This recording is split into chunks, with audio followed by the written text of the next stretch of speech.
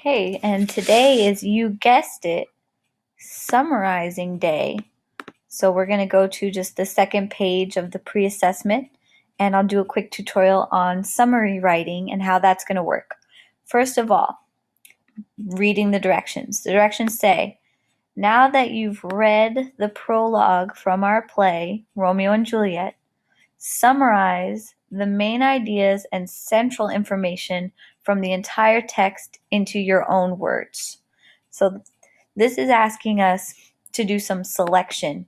We have to select the main ideas and central information, where in the paraphrasing section, we took every single idea and piece of information, every line of text. We broke it down carefully into our own words. The summary process, if we look at the bottom where it explains what a summary is, it's asking us just to explain the main points of the text. What's its purpose? What is being said or communicated? What are some important details that support the main idea? So we're being specific and selective. And we're going to be graded, of course, on content if we actually identify what the main ideas are. We're also going to be graded on organization, that there's some logical flow of ideas, and on conventions, that we're writing using proper grammar and academic language. So let's get started here. I'm going to delete all of these little lines. Probably that's what you also did. Otherwise, they just get irritating.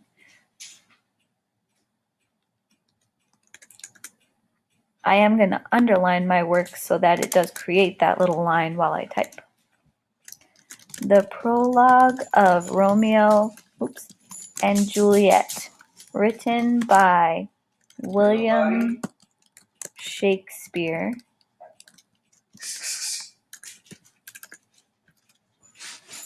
is about. That's a pretty clear-cut, pretty simple introductory statement about what's happening with Romeo and Juliet's prologue. We're just going to identify what are the central ideas here. This is not the most sophisticated opening sentence, but an opening sentence is important, and this is like the easiest one you can come up with. So I'm okay with you wanting to steal this from me for the purposes of kind of starting off on your own. So what is this thing about? The first thing that we have here, and a lot of students were really good at figuring this out, probably because we already know what the play is about, is we were able to find a lot of information about the main idea of love. So if we go through, we see a pair of star-crossed lovers taking their life. We know that Romeo and Juliet are in this play falling in love, so I'm going to make them pink. All this stuff about love, we're going to make that pink.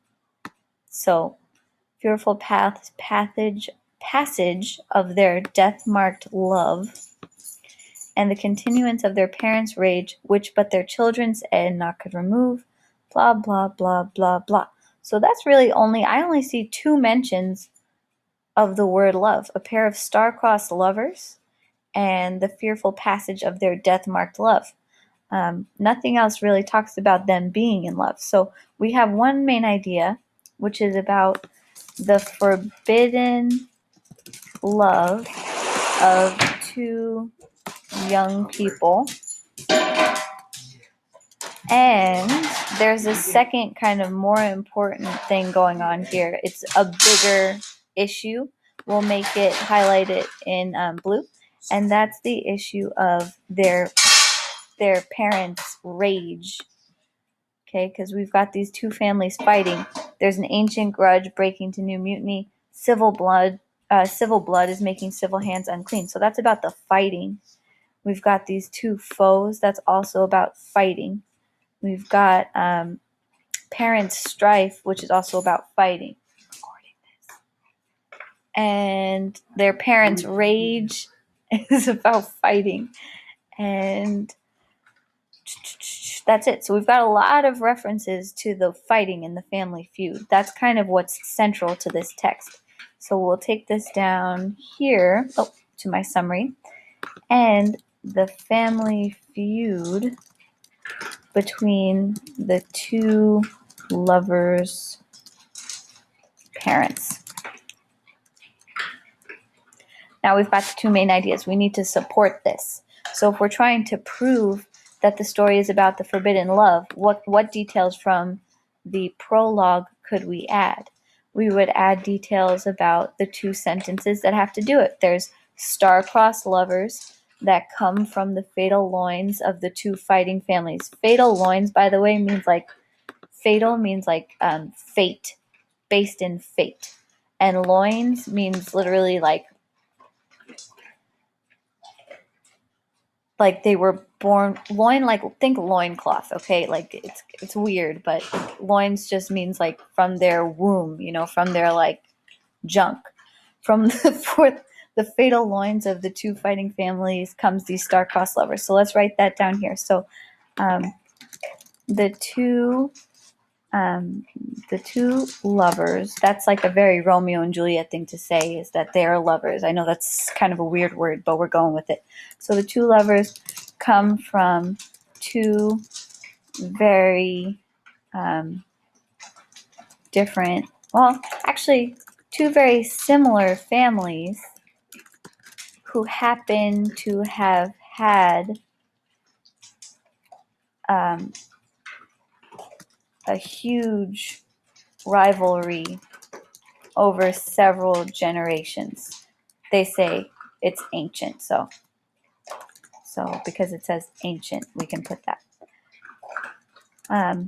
The family feud causes or prevents them from celebrating their love openly and results in their suicide.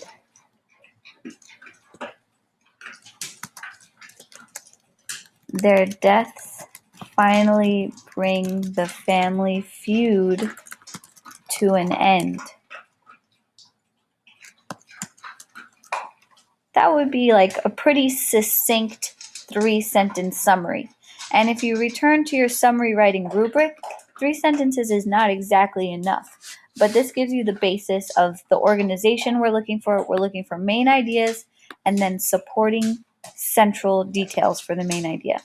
So if you have that down, you're going to add a bit more development. You're going to return for more information from the text, add more of the analysis, but keep it objective. You don't want to put anything about your opinion in a summary. You don't want to put any kind of I liked it or I didn't like it. You never use the word I. It's just an objective, neutral, kind of informational text that you're writing about the text that you read. Has to show that you understood it. So that's what we're dealing with.